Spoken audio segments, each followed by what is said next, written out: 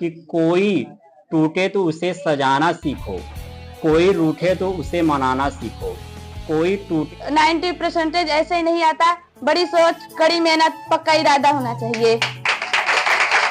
नहीं मिलती राही को मंजिल, एक जुनून सा दिल में जगाना होता है। यूं ही नहीं मिलती राही को मंजिल, एक जुनून सा दिल में तो भाइयों से लड़ाई करना सीखोगे। अगर हमारा संविधान उठा के पढ़ोगे तो देश के बारे में, देश के सम्मान और आदर के बारे में सोचोगे। पर सोना नहीं, आंखों में नींद है पर सोना नहीं, यही वक्त है कुछ करने का, इसे खोना नहीं।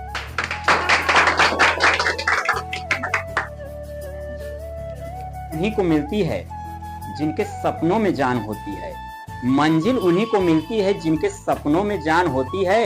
अरे कि कोई टूटे तो उसे सजाना सीखो, कोई रूठे तो उसे मनाना सीखो, कोई टूटे तो उसे सजाना सीखो, कोई रूठे तो उसे मनाना सीखो। रिश्ते तो मिलते हैं मुकद्दर से, बस उसे खूबसूरती से सजाना सीखो। बस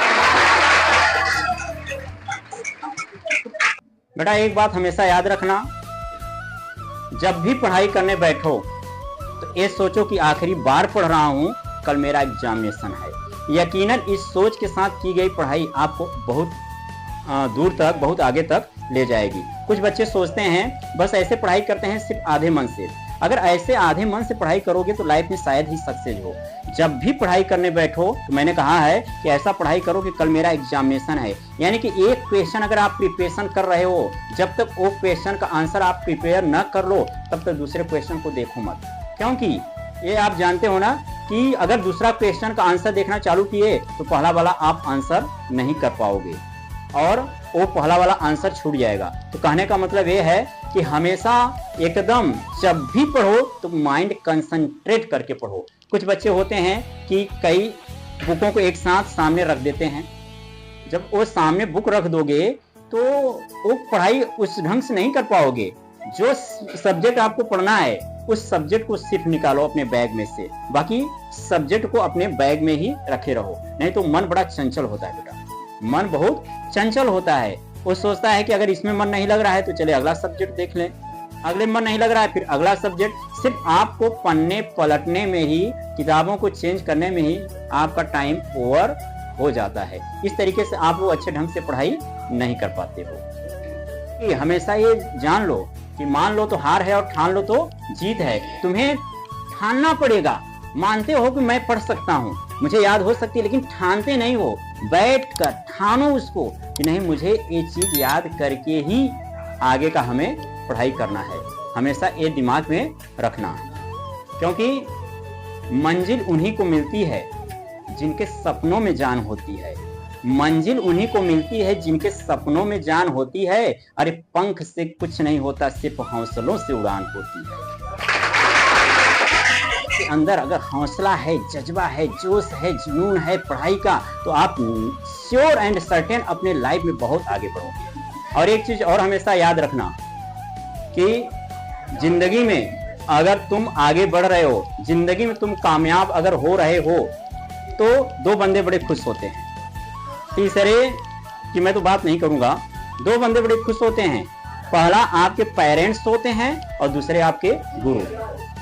तो कहने का मतलब है कि उनकी खुशियां देखते ही बनती है, और बाकी लोग आपसे खुश होंगे कि नहीं होंगे ये कुछ कहा नहीं जा सकता, कर देंगे। फिर से यही चीज दोहराना चाहूंगा कि दोस्त, रास्ता, किताब और सोच अगर गलत हैं तो आपको गुमराह कर देंगे, और अच्छे हैं तो आपकी जिंदगी बना देंगे। ये चार चीजें हमेशा याद रखना। तो दोस्त ऐसा बनाना कि जो कि आपके साथ पढ़ाई में लीन हो।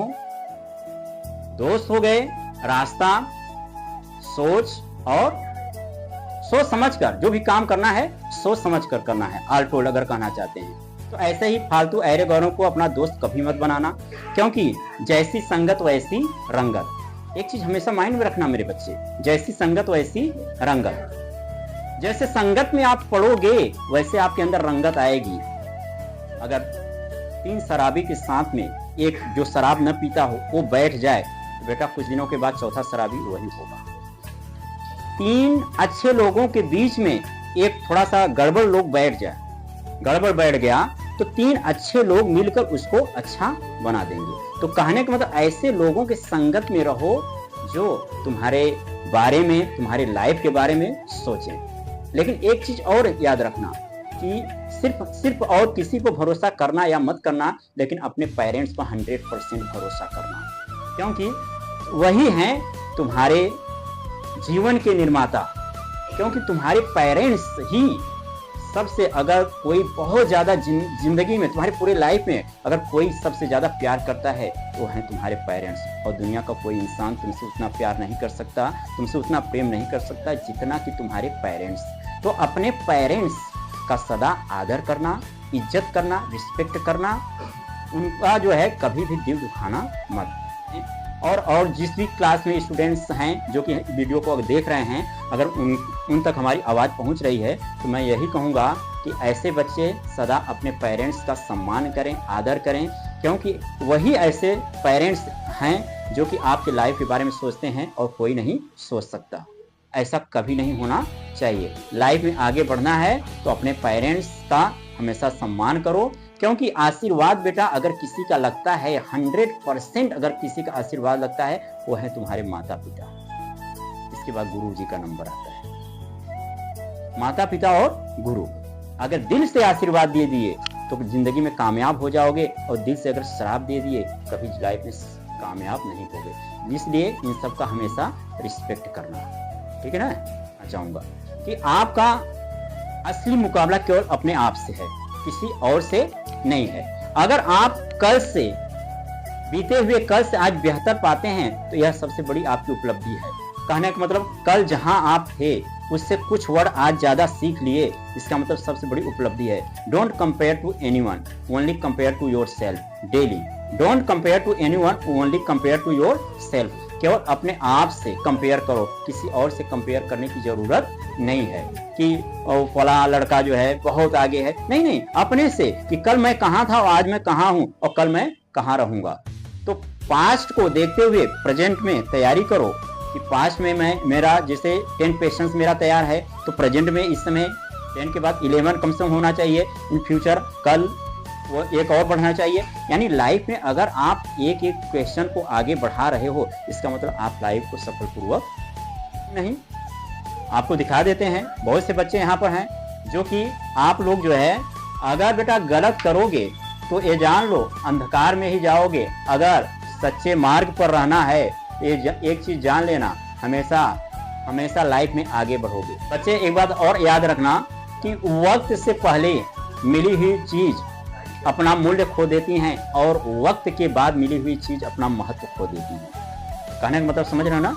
वक्त से पहले अगर तुम्हें कुछ मिल जाए तो मूल्य खो देंगे, उसकी वैल्यू तुम नहीं करोगे, लेकिन वक्त के बाद अगर कोई चीज मिल रहा है तो उसका महत्व नहीं रह जाएगा। आप किस क्लास में हो, बोर्ड एग्जामिनेशन की स्टूडेंट्स हो, तो बोर्ड की वैल्यू है माने प्रेजेंट में जो है हो, यही वक्त है कि आप 90+ बना लो, 90+ बना लो, यही आपके लिए जो है सूटेबल होगा। नहीं तो ये जो वक्त के बाद बनाने का प्रयास करोगे, यानी सोचोगे कि अब अगले साल पढ़ लेंगे, तो समय हो जाता है। Time waits for no one, only we wait the time.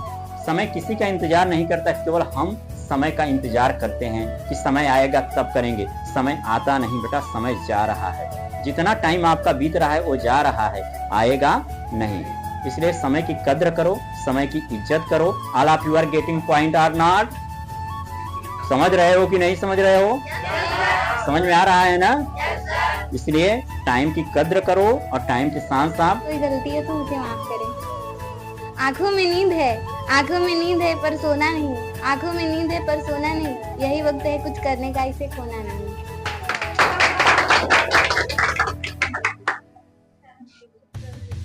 90% ऐसे ही नहीं आता।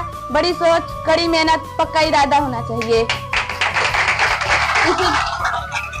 इसी कारण रामायण पढ़ोगे तो पत्नी पर शक करना सीखोगे, महाभारत पढ़ोगे तो भाइयों से लड़ाई करना सीखोगे। अगर हमारा संविधान उठा के पढ़ोगे तो देश के बारे में, देश के सम्मान और आदर के बारे में सोचोगे। कि मैं कहना चाहूंगा कि यूं ही नहीं मिलती राही को मंजिल, एक जुनून सा दिल में जगाना होता है।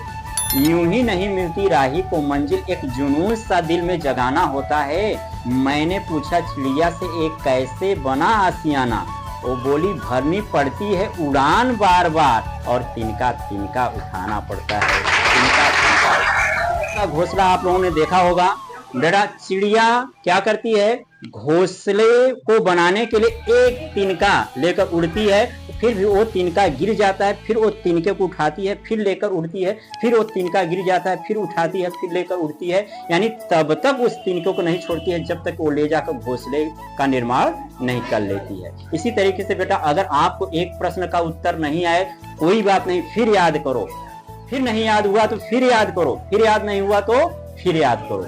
ऐसे करोगे तो क्वेश्चन का आंसर जरूर याद होगा, ये मान कर चलो। और नहीं तो ए नेवर गिव अप, कभी छोड़ो मत। अगर छोड़ दोगे कुछ मिलने वाला नहीं है। तो इस चिड़ियों से भी हम सीख सकते हैं कि चिड़िया कितना मेहनत करके एक घोंसले का निर्माण करती है। एक दिन में वो घोंसला नहीं बनता बेटा, कई महीनों, कई दिनों, कई महीनों का उसका परिश्रम होता है।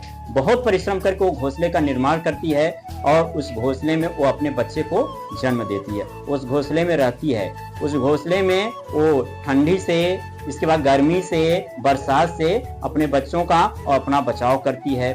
कहने का मतलब ये है कि उससे सीखो कि एक एक तिनके से उस विशाल घोंसले का निर्माण करती है। इसी तरीके से तुम सब एक एक प्रश्न याद करके पूरे किताब को याद कर सकते हो, पूरे किताब को रट सकते हो, पूरे किताब की स्टडी कर सकते हो। Thank you so much.